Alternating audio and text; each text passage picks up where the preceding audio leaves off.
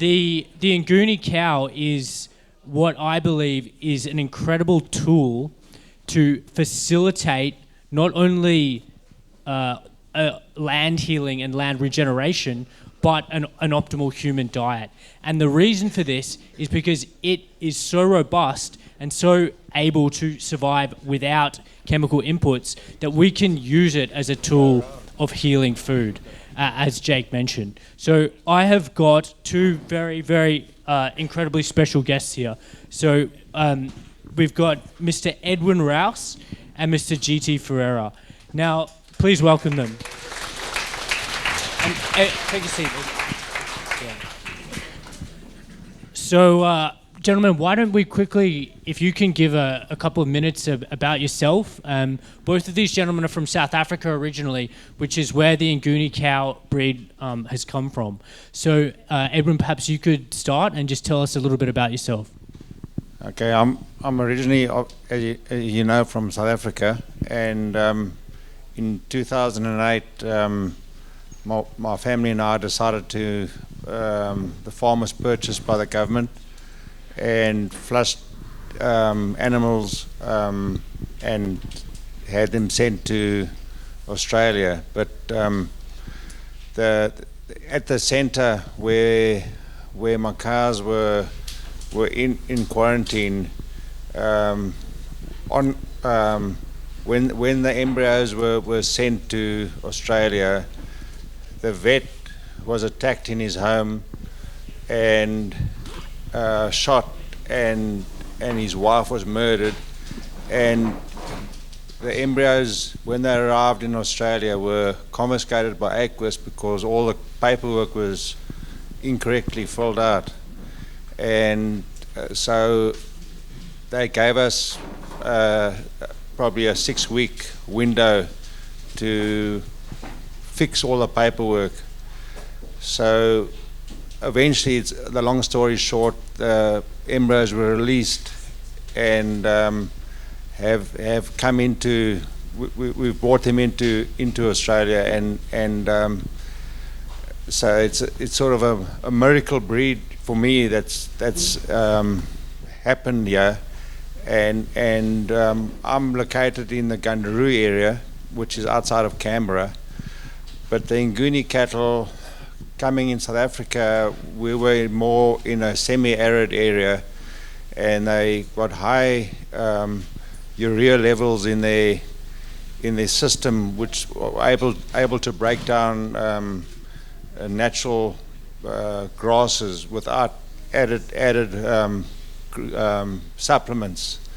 So they're able to convert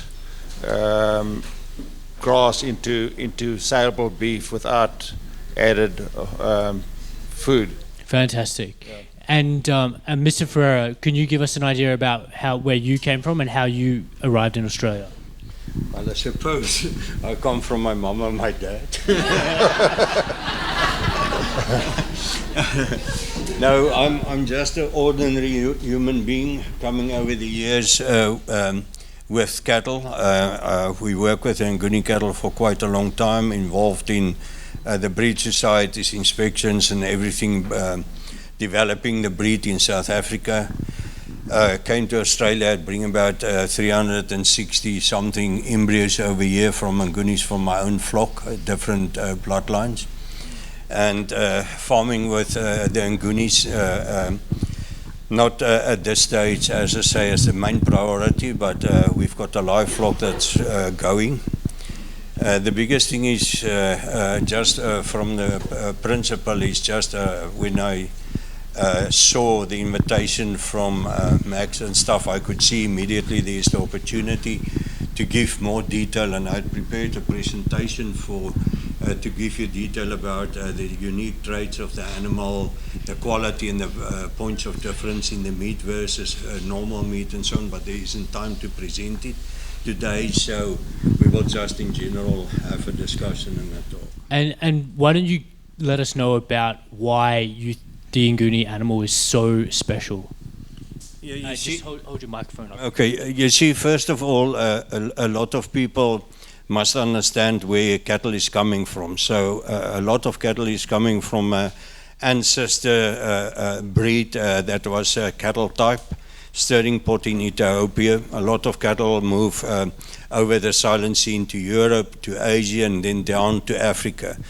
2 lines going to Africa, one to the west and one to the south. But as they moved down, they went into unbelievable territory with illnesses, tick invasions, the rinder pest, everything was there. So when the rinder pest in the 1840s or late 1840s happened, about 90% of all the animals in Africa die from game, antelope, cattle, everything. And then the nucleus that had happened or stayed over there, it started rebuilding the breed. By doing so, the environment that select them, they have to build their own immune system, like Edwin had mentioned here, like urea system. It's like why they are resistant against tick and tick-borne diseases. First of all, they've got a double layer skin that no other cattle breed have. They've got more hair classes in one follicle, so very dense hair. The next thing is when a tick go onto a cattle, first of all, if it's bite within 2 hours, there's a secretion from the white blood cells with a certain insulin type of thing that immediately the tick will fall off after 2, 3, 4 hours and it will be sterile. So there's a lot of things. The whole breed is developed, no hairs in the ears, no bones in the tails. Everything is to whip to clean himself. So that's what make this breed so unique. If you go to other traits, for instance, like in winter, as I said, they have a very high blood urea system. They can digest from newspapers. We feed them for a whole year just newspapers, and they break it down, celluloses, sugars, and they could survive. So it's a breed that really, that's why they're different. But then they also, the most important thing is, first of all, and you Wilkie show a lot of animals moving in the Americas over the years and stuff. They're not a cattle that is a bulk grazers, like broad mouths, just packing lots of grass. They browsers and grazers. They've got a narrow mouth. They can use little leaves. They can take a little bit out of a plant and continue. They don't sweep the whole area. And by doing so, first of all, the meat is much more healthy, because the combination of food they use make the taste on the meat, make the healthiness of the meat. And your omega-3 versus 6 fatty acids is very good. They also have the ALC fatty acid in them that help against cancers and all that stuff. It's all in the breed, but it's developed due to the animal's ability.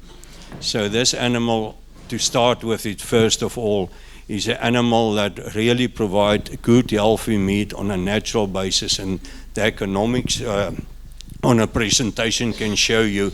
And there was yesterday a thing, if you've got, say, 5 different cattle groups on your farm, you've got 1,000 acres. On that acres you can have so many dry stock units, or, as you know, and per cattle. So a 600 kilo cow will have 1.5 dry stock units to survive. Say a lighter, and the Nguni is a very small animal. So if you go down, so 600 kilos, 500 kilos will have 1.3.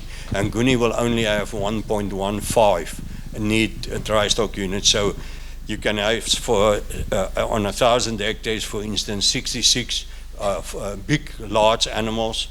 And as you have to go to Ngunis, you can have close to 200 Nguni cows on the same place. So you've got much more meat per square area, much more healthy meat, and you're bound to meet the ratio much better, calving intervals. There's a Fantastic. lot of information. And I mean, Jake talked about the pug and these French bulldogs that were simply not fit for purpose. They had to have all this intervention. They had to be artificially inseminated. They had to have cesareans. What I'm hearing really is that the Nguni is the complete opposite of that from a cattle point of view. This is an animal that, as you mentioned, came down through Africa. It underwent immense natural selection in terms of its ability to survive, and it's come through with an incredibly robust animal. So Ed, maybe you can tell us a little bit about the fertility of these animals, and maybe give a bit of a background about what a normal cow's fertility is compared to the Nguni. I just want to mention this picture on the overhead here is a cow in the Kahoka land in Namibia, and it's the people that have them there are the Overhimbas, which are nomadic people, and they don't get any supplementation. And you can see most of the rural areas are depleted around the homesteads because the cattle have to come into a byre at night to be protected from predators, and so everything's grazed within, say, a 5 square kilometre around the homesteads, and so they have to walk out long distances to get to food. And so you can see the veld there, or the grazing is pretty depleted really, but the condition of that particular animal is pretty good really, considering that she gets no pampering whatsoever. So what would happen if you had a Hereford cow or an Angus cow in this environment? Well, they wouldn't last 6 months. That tick loads would kill them, the parasites. Yeah. So you see on that particular cow, you see the thin tail. That's like a fly swatter, and the ears are very clean for ticks, and the hair, the body is shiny and smooth, so there's not place for external parasites to take hold. And obviously, the horns, they social animals living with the native people, so they've got their status, and they're not dangerous whatsoever. The ones that are aggressive, well, they become food. So they got a very good nature. They don't, they're not, but there are polled animals amongst them. And fertility-wise, they are, well, I think that they got a longevity. Cows can go up to 18, 19 years, and in their life will probably give 16 calves,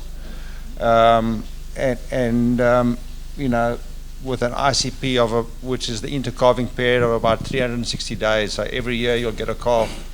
Sorry.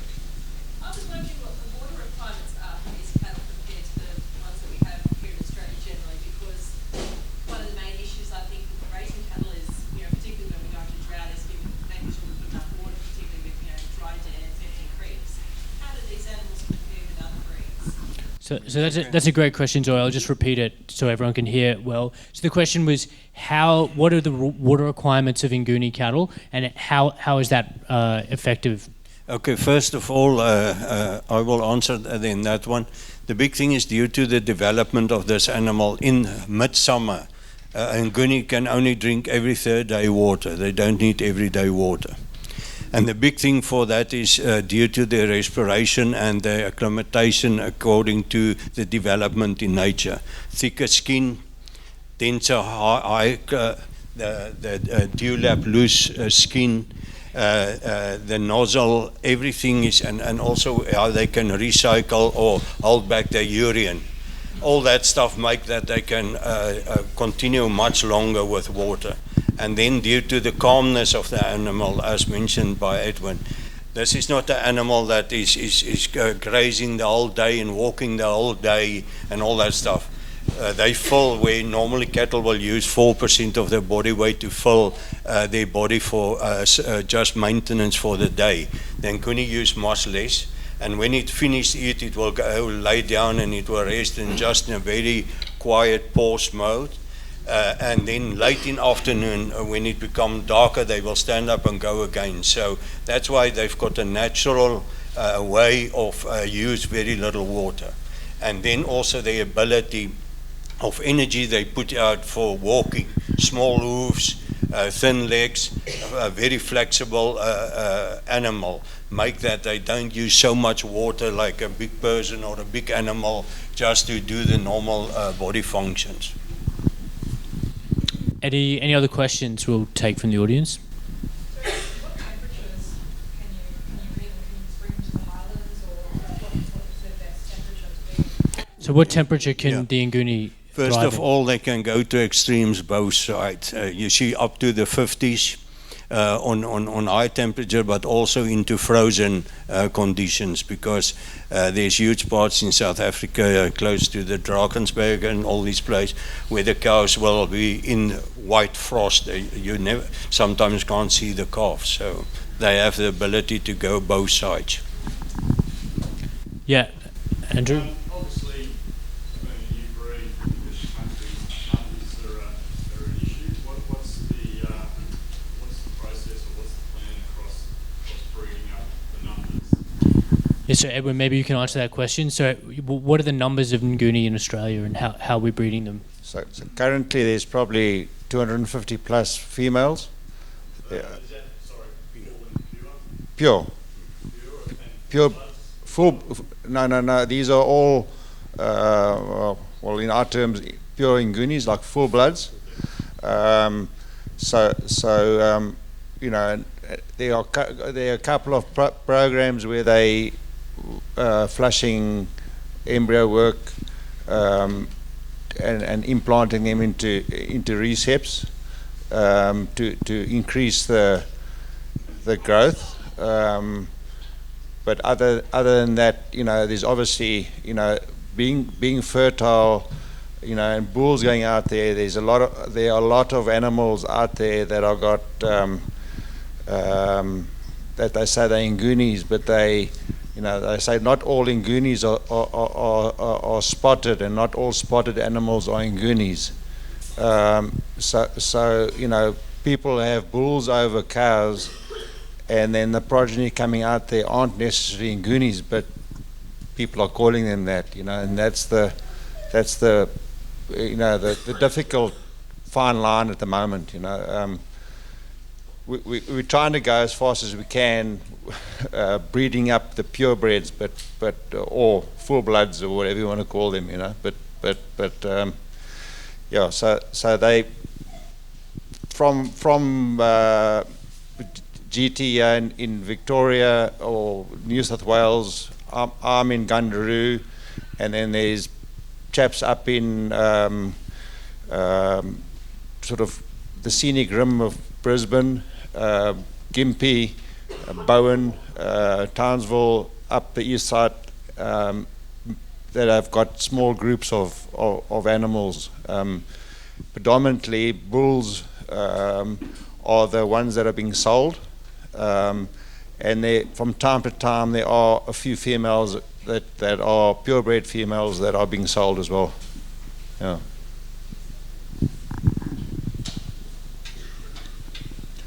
So sorry, there's areas where you can see, it's on my brother's farm in South Africa, and you can actually see, well, I can't see where I'm sitting, but there are actually cows up on the hill there, and you wouldn't normally get probably mainly goats that'll go up there, but you know, with these Ngunis, they go anywhere, you know, they'll graze. Max, it might be interesting for one of the gentlemen to talk about the easy calving of the Nguni, because one of the reasons I found the breed was we purchased 10 Hereford heifers. We didn't realise they were pregnant. We didn't buy them pregnant animals, and we had to pull 6 of the 10 calves out of their mums. 4 of the calves died, and one of the mums died. And I just thought this was an absolute nonsense. Like, why do these animals even exist and they can't give birth by themselves? And that's what brought me to the Nguni, really. So the Ngunis, they've got a sloping pelvis, which makes, you know, if you're talking rugby sense, that kicking the ball from the front of the poles or kicking from the side, the pelvic area gets bigger or smaller, and with a sloping pelvis, your surface area for the calf to be born is bigger. So an Nguni cow is able to predict or withhold the size of its fetus, and so you can put any bull a big frame bull over an Nguni cow, a Kianina or a Charolais or whatever you want it to, and she won't have any dystocia problems. The same goes with bulls.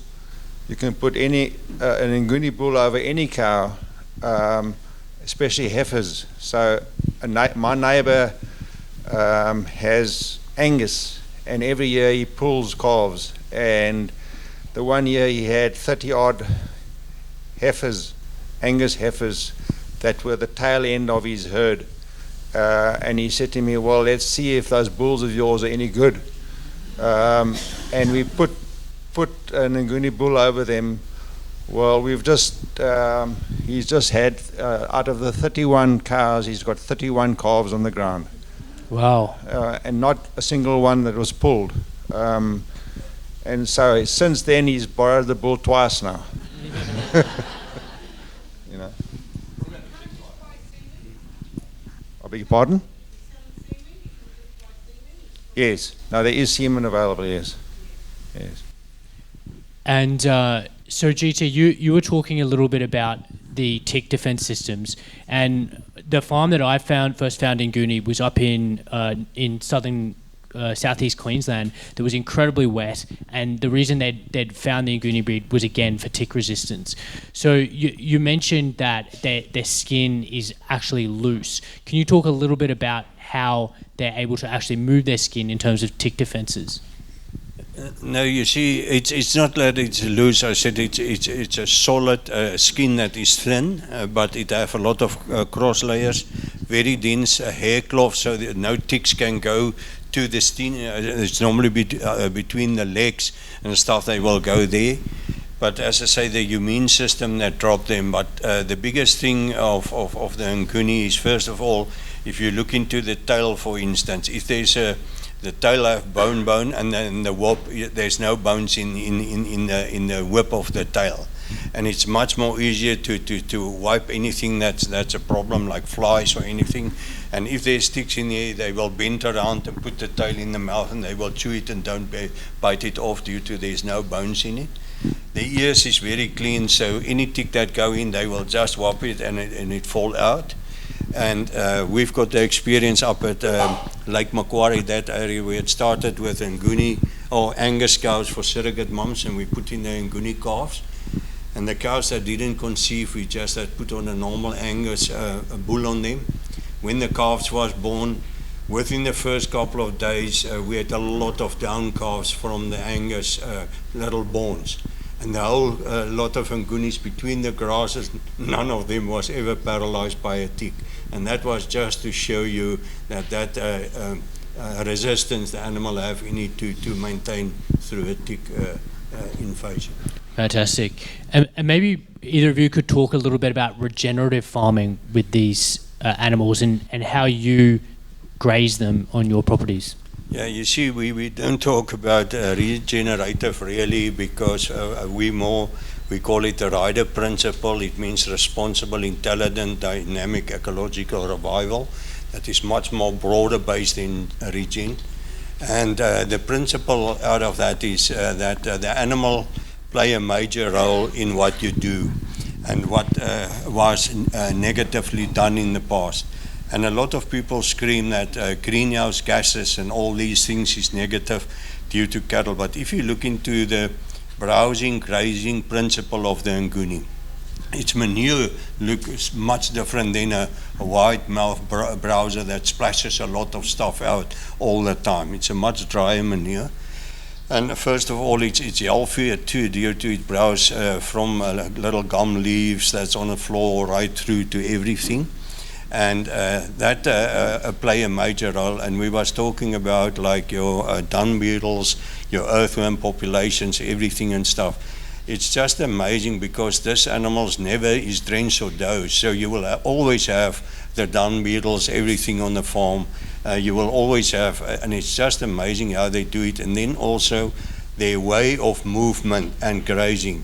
It's not splashes of manure all over. They spread it quite wildly over the place, and you will see the improvement for us is every drop of cattle manure on a paddock that was grazed, and you check again, it will always be higher with the nitrogen in it and all that stuff. It make like little heaps in the paddocks, you can see, with the parts of the paddocks that didn't have. So it show you, if you roll it over, it's not the dung only, it's all the earthworms, everything. So it just bring life back.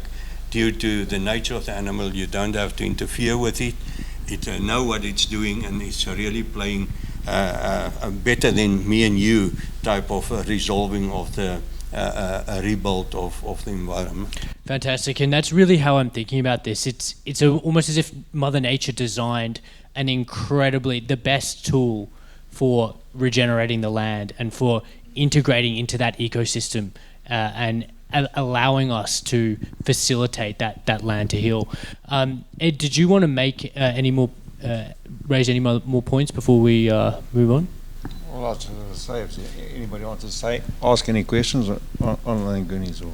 Yeah, Cindy. So what you were just saying about regenerating and what these animals do, are you saying that I could put them on 60 acres and let them and not have to do self-grazing or anything like that, and those guys know what they're doing? In other words, I don't need to operate where they're going and what they're doing? Is that what you're saying? Yeah, you see, due to the natural grazers, they're not, I would say, constrained commercial type of cattle that will weep. They will move through the paddock and they will grab this plant and eat a bit from that and move on. That plant can start to regrow again. So they move much more around than any other cattle breed. And due to that, that's in nature what they're doing.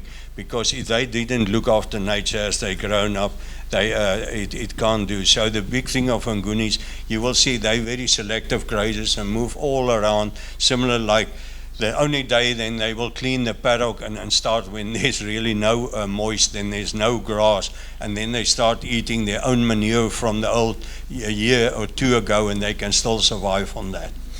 So that's the uniqueness, and also the structure of their feet, very small feet in comparison with commercialized broadmouth grazers. They don't compact the world, they really stimulate it over the time. So cell grazing is one principle if you want to force it in a small area, but if the area is big enough that they can do, they will cell graze it themselves over the time.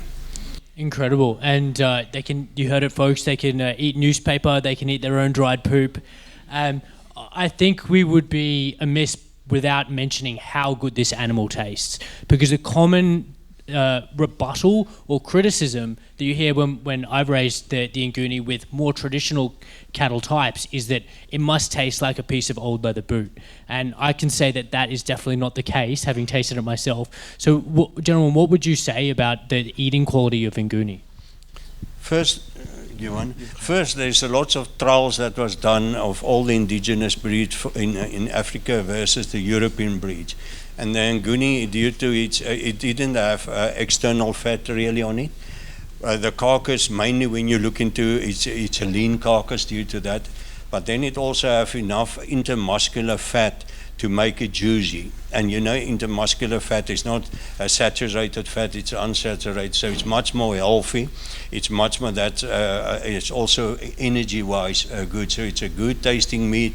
It's what I mean, that's the preferred meat we will take on any time, and it's very tender, and marbleness and tenderness is high score, although we have to understand that any meat quality really is influenced by how you manufacture it. Like stress, and due to the Nguni is not a stressed animal, they maintain much lower levels of adrenaline and all that stuff that stay in the meat that might make it a little bit more tough than normal. So it rates very high on the rating score for juiciness, tenderness, and the flavor is different due to they don't grazers, only they browsers too. So from the nature they bring in there's more minerals in their meat, normally due to the browsing too, because grass episode, and due to browsing and free ranging, very high quality meat. They say they taste so good because they eat so good. Yeah, and really I think the fully grass-fed beef, the flavour of the meat is reflected, or is because they're eating what they've been eating and the diversity of what they're eating. So Yeah, and also to mention, it's a little bit a darker meat than your normal cattle meat, and it's due to the extra vitamins and minerals that's in it, due to the browsing principle that's with it. Yeah. All right. Yeah. Sorry. Go on, Franklin. One quick, mine is picked up when you said that the intramuscular fat is unsaturated. And I say more unsaturated than the external fats. So it's so it's relatively more unsaturated than the subcutaneous fat. The intermuscular Yeah, fat. yeah. So I mean, the beef fat will still have a much higher proportion of saturated compared to unsaturated fatty acids. That's why it's solid at room temperature. Yeah, yeah. But interesting, the point that you're making is that for the fully grass-fed beef, the proportion of omega-3, so the beneficial fatty omega-3 polyunsaturated fatty acid compared to omega-6 is favourable in the Nguni. Yep. How quickly do they grow? So I was talking about chickens, you want to get them from birth to harvesting very quickly, because obviously you need to turn them over. How do these cattle compare to other cattle like Angus? It's now again, sorry, I've got our economic presentation there according to that. The first thing is you have to understand, the first thing you have to understand, it's a very small calf when it's born. That means roughly on the average 26 to 28 kilos. But due to the high quality milk, if you look into the analysis of the milk of the cow, small udder, high quality milk, similar like antelope, they don't need lots of milk to drink, small cups of milk, good quality milk. That calf grow at roughly 0.7 kilos a day.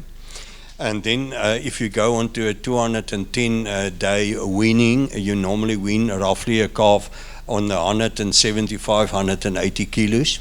It's on the size of the mum, it's roughly 50 to 55% of the mum's body weight that you wean on that stage. Then if you go to your slaughter weight, normally on 2 years before they shift their teeth, you will have a clean dressed carcass about 180 to 200 kilos. But then what people have to understand, now you say small dressing percentage, 180 to 200. But due to the number of cows you can keep in the place of one big cow, say for every 2 big cows you can have 3 Ngunis. The intercalving period is so fast. The calves grow good. So if you put in the number of calves on a table, you dissect them from meat and bone ratio, then you've got much more clean meat on the table than a bigger animal with bigger bone structure and a later development. So if you look, there's a whole program, and as I said, I call it Nguni economics, not elbonomics, you see, and it's unbelievable if you add it up all what the animal do. And putting that all together, it's the only, no other breed beat it on kilogram meat per hectare. Amazing. And so we just we're wrapping up now. We want to let you guys have some morning tea. So if you have any questions, please approach GT or Edwin outside. So, and can you please join me in thanking them both?